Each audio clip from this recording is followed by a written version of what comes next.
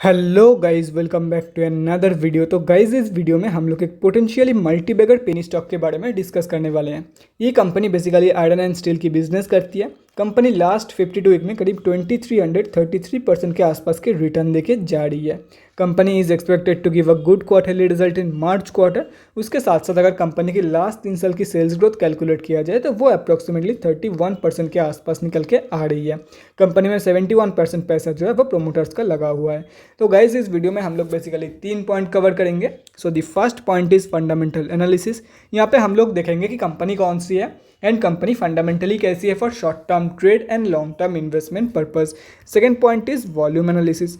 Volume को analyse करके हम लोग फ्यूचर ट्रेंड के बारे में अंदाज़ा लगाने की कोशिश करेंगे। And the third point is technical analysis. यहाँ पे हम लोग डिस्कस करेंगे डिफरेंट टेक्निकल्स के बारे में, मतलब कहाँ पे आप लोग बाय करके चल सकते हो एंड क्या आप लोग की टारगेट रहने वाली है फॉर स्विंग ट्रेड। तो गाइस, बिना टाइम वेस्ट किए पहली पॉइंट की तरफ बढ़ते हैं और देखते हैं कि कंपनी कौन सी है एंड कंपनी फंडामेंटली कैसी है। तो गाइस, यहाँ पे आप लोग कंपनी का नेम देख सकते हो, Ankit metal and power limited. Company क्या करती है नेम से ही पता चल रहा है। अगर कंपनी के बारे में आप लोगों को कोई भी चीज़ डिटेल में जाननी हो तो कंपनी के वेबसाइट में जाके आप लोग डेफिनेटली चेक कर सकते हो। Company both BSE and NSE में लिस्टेड है। एंड यहाँ पे अगर आप लोग एक चीज़ नोटिस करोगे तो कंपनी के बारे में जो है वो मेजॉरिटी ऑफ द थिंग्स जो है वो नेगेटिव में ही आप लोग को देखने को मिलेगी। जैसे कि यहाँ पे आप लोग देख सकते हो प्रोमोटर्स की होल्डिंग जो है वो 100% प्लेज हो रखा है। उसके साथ साथ अगर क्वार्टरली रिजल्ट के बारे में डिस्कस करें तो ये बेसिकली एक लॉस मेकिंग कंपनी रहने वाली है, जैसे कि आप लोग यहाँ पे देख सकते हो। और उसके साथ साथ अगर करंट ETM में डिस्कस करें तो अराउंड 70 करोड़ के आसपास की कंपनी लॉस दे रही है करंट ETM में। बैलेंस शीट में भी सेम कंडीशन है। रिजर्व जो है वो 926 करोड़ नेगेटिव है एंड बोरोइंग्स 477 करोड़ के आसपास की निकल के आ रही है। तो अभी बहुत लोग मुझसे पूछ सकता है ये बंदा तो पागल बना रहा है, ये मल्टीप्लायर कैसे बन सकता है, इतना नेगेटिव कंपनी मल्टीप्लायर कैसे बन सकता है। देखो गाइस, मैं एक चीज़ समझाता हूँ। एक बिगिनर जब एक चार्ट की तरफ देखता है ना, एक बिगिनर नो वॉइस हो गया, न्यू भी हो गया, जब जो नया नया है स्टॉक मार्केट में, वो जब एक चार्ट की तरफ देखते हैं तो उसे लगता है कि यहाँ पे एक ग्रीन कैंडल है, वहाँ पे एक रेड। लेकिन जब एक एक्सपीरियंस बंदा वो चार्ट की तरफ देखते हैं तो वो उसको पैटर्न नज़र आता है। डबल टॉप हो गया, कप एंड हैंडल हो गया, RSI डाइवर्जेंस हो गया, ये सब कुछ पैटर्न नज़र आता है। तो ये नज़रिया का बात है। ये तो हो गया बिगिनर की तरह एनालिसिस, ठीक है। अभी एक्सपीरियंस बंदे की तरह, प्रोफेशनल की तरह एनालिसिस मैं आप लोग को दिखाया था। तब ये एनालिसिस देखने के बाद आप लोग भी बोलोगे हाँ, ये एक मल्टीप्लायर स्टॉक बन सकती है और मैंने तो ऐसे सोचा ही नहीं। बहुत सारी कंपनियां, आप लोग भी अगर फंडामेंटल एनालिसिस करते होंगे तो आप लोग के भी हाथ से बहुत सारे ऐसे कंपनियां निकल गए होंगे, अगर आप लोग ये सब पॉइंट्स ध्यान में नहीं देते हो तो। कंपनी देखो, सब कुछ गोली मारो, लास्ट 3 साल की जो सेल्स ग्रोथ है वो 31% है, जो कि काफ़ी सही है। अगर 31% के सेल्स ग्रोथ 3 साल के कंपेरिजन में बहुत ही सही है, बहुत ही सही है। और अगर यहाँ पे देखा जाए, ये सब गोली मारो क्वार्टरली रिजल्ट, यहाँ पे देखो ओवरऑल अगर देखा जाए सेल्स, सिर्फ और सिर्फ लोग जो है वो सिर्फ और सिर्फ प्रॉफिट देखते हैं। मैं यहाँ पे प्रॉफिट नहीं देखता हूँ, सब कुछ एकदम डिटेल में एनालिसिस करता हूँ। सितंबर की क्वार्टर की कंपैरिजन में काफ़ी कम सेल्स निकल के आई है, 50 करोड़ से भी ज़्यादा की कम सेल्स निकल के आई है दिसंबर की क्वार्टर में। लेकिन अगर ऑपरेटिंग प्रॉफिट देखा जाए तो 4 करोड़ 64 लाख की कंपनी ने ऑपरेटिंग प्रॉफिट दिया है। और वहीं पे अगर अदर इनकम के बारे में डिस्कस करें तो देखो यहाँ पे 16 करोड़ के अदर इनकम आई है। तो क्या लगता है, देखो ये जो अदर इनकम की चार्ट है वो तो ऐसा नीचे की तरफ है, तो देख के क्या लगता है यहाँ पे कम लॉस हुआ होगा, यहाँ पे उससे ज़्यादा एंड यहाँ पे मैक्सिमम लॉस हुआ होगा। लेकिन सिनेरियो कुछ उल्टा है, कंपनी में अदर इनकम ज़्यादा है, इसका मतलब लॉस कम है, ये बिल्कुल भी नहीं है। यहाँ पे आप लोग साफ देख सकते हो, इम्प्रूवमेंट देखो, विदाउट अदर इनकम भी इतना बढ़िया परफॉर्मेंस कंपनी दिखा रही है। वहीं पे अगर ईयर ऑन ईयर बेसिस पे देखा जाए तो गाइस देखो, सेल्स ग्रोथ देखो, सिर्फ और सिर्फ 705 करोड़ के, पहले की तरह ये कंपनी बनने वाली है। जैसे कि पहले कंपनी प्रॉफिट देती थी, सेम टू सेम वही बनने वाली है, ये मुझे लग रहा है। और अगर बैलेंस शीट के बारे में डिस्कस करें तो देखो गाइस, कंपनी में ओवरऑल इंप्रूवमेंट होते हुए आप लोग को नजर आएगी, डेफिनेटली आएगी।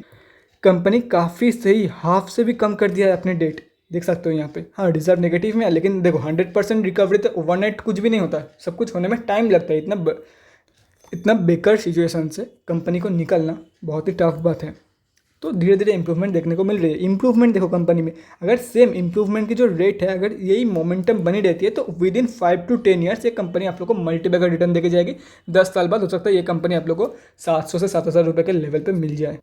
इसीलिए बोल रहा हूँ, इतना इंप्रूवमेंट देखने के बाद ही मैं आप लोग को बोल रहा हूँ कि काफ़ी सही कंपनी रहने वाली है। अगर सेम यही चीज़ कंटिन्यू होती है कंपनी में तो आप लोग को मल्टीबैगर रिटर्न कंपनी बना के दे के जा सकती है। और मैं जो 700 से 7,000 का बात कर रहा था, वो देखो वो स्प्लिट वो सब कुछ इंक्लूड नहीं करता। हो सकता है कि 1,000 रुपया पहुँचने के बाद ये कंपनी स्प्लिट कर दे और जो प्राइस है वो हाफ हो जाए, तो उसके बारे में डिस्कस नहीं कर रहा हूँ। लेकिन अगर देखा जाए लॉजिकली तो 700 से 7,000 रुपये तक की टारगेट ये कंपनी बड़ी आसानी से 5 से 10 साल के अंदर हिट कर सकती है, अगर यही कंटिन्यू रहे कंपनी में तो।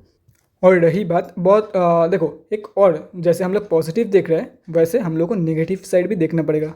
अगर क्या हुआ तो क्या होगा, अगर कंपनी जो है वो ये ग्रोथ रेट नहीं मेंटेन करती है, ये पॉजिटिव मोमेंटम नहीं मेंटेन करती, फिर से पहले की तरह लॉस मेकिंग बन जाती है और बड़े बड़े लॉस, मतलब 40 करोड़ की लॉस, 50 करोड़ की लॉस दे देती है, तो इतना तो रिस्क लेना ही पड़ेगा आप लोगों को। देखो मल्टीबैगर तो ऐसे कंपनी के ऊपर लिखा नहीं रहता है ना कि मैं मल्टीबैगर हूँ, कोई भी कंपनी में ऐसा नहीं लिखा होगा, तो ये आप लोग को ढूंढना पड़ेगा। ये जीरो हीरो ट्रेड है, या तो फिर आप लोगों को 5 साल बाद ये कंपनी जीरो हो जाएगा, या तो फिर मल्टीबैगर रिटर्न बना के देके चली जाएगी। शॉर्ट टर्म के लिए अगर देखो, जो लोग पूछे ना कि शॉर्ट टर्म के लिए कंपनी कैसी है, मैं रिकमेंड नहीं करने वाला हूँ। सिंपली खुद के रिस्क पे जाना है तो जाओ। मैं सिर्फ और सिर्फ अगर कोई बंदा 5 साल के लिए इन्वेस्ट करने के लिए रेडी है एंड वो एक मल्टीबैगर स्टॉक ढूंढ रहे हैं, तो उन लोगों को मैं सिर्फ और सिर्फ रिकमेंड करूँगा एटलीस्ट 5 साल आप लोगों को होल्ड करना है। ओवरनाइट कुछ भी नहीं होगा। ये ऐसा नहीं है कि आज इन्वेस्ट कर रहा हूँ 6 महीने बाद देखूंगा तो मल्टीबैगर रिटर्न मिल जानी चाहिए मुझे, ऐसा कभी नहीं होगा, कभी भी नहीं होगा ऐसा। एटलीस्ट 5 साल वेट करना होगा आप लोगों को। देखो 5 साल कहने की बात है, 2-3 साल में भी बना के देके जा सकते हैं, लेकिन फॉर बीइंग सेफ साइड 5 साल मैं आप लोगों को बोल रहा हूँ। एटलीस्ट 5 साल वेट करना होगा आप लोगों को बढ़िया रिटर्न पाने के लिए फ्रॉम दिस कंपनी। तो गाइज ये तो हो गया हमारा फर्स्ट पॉइंट। अब हम लोग बढ़ते हैं हमारे सेकेंड पॉइंट की तरफ और देखते हैं कि आज कंपनी में क्या हुआ है। तो गाइज यहाँ पे हम लोग आ चुके हैं एनएससी के वेबसाइट पे। कंपनी जो है वो निफ्टी मेटल में लिस्टेड है, और अगर आज के बारे में डिस्कस करें तो 1,27,975 क्वांटिटी के आसपास आज ट्रेड लिया गया है। और यहाँ पे अगर ओवरऑल देखा जाए तो 26,000 बाइंग ऑर्डर पेंडिंग है, 7.95 मतलब मार्केट प्राइस पे देख सकते हो यहाँ पे। और अगर देखा जाए तो आज कंपनी जो है वो अपर सर्किट में क्लोजिंग करी है, अपर प्राइस बैंड भी जिसको बोलता है। दोनों सेम ही है, बट मतलब कोई लोग अपर प्राइस बैंड बोलता है, कोई अपर सर्किट बोलता है। अभी अगर डिलीवरी परसेंटेज के बारे में डिस्कस करें तो वो यहाँ पे अपडेटेड नहीं है, तो कुछ कह नहीं सकते कि कितने क्वांटिटी में डिलीवरी ट्रेड लिया गया है एंड कितने में इंट्राडे। अभी हम लोग को यही चेक करना है कि ये जो 1,27,000 के आसपास, 28,000 के आसपास वॉल्यूम निकल के आई है कंपनी में, क्या ये कंपनी की एवरेज वॉल्यूम है, एवरेज से ज़्यादा है या एवरेज से कम, वो बस हम लोग को एक बार चेक करना है। तो गाइज़ वो हम लोग को पता चलेगा एनएससी के डेली चार्ट पे। तो गाइज़ बिना टाइम वेस्ट किए एनएससी के डेली चार्ट की तरफ बढ़ते हैं और देखते हैं कि वॉल्यूम का क्या सीन है, और उसके साथ साथ हम लोग स्विंग ट्रेडिंग लेवल्स के बारे में भी डिस्कस करेंगे। तो गाइज़ यहाँ पे हम लोग एनएससी के डेली चार्ट पे आ चुके हैं। आज की अगर वॉल्यूम के बारे में डिस्कस करें तो एवरेज से स्लाइटली कम वॉल्यूम निकल के आई है आज कंपनी में। और यहाँ पे अगर देखा जाए तो कब आप लोग बाई करके चल सकते हो, देखो उससे पहले मैं आप लोग को एक चीज़ दिखाता हूँ। कंपनी यहाँ पे एक रेंज पे कंसोलिडेट कर रही है, यहाँ पे आप लोग साफ देख सकते हो,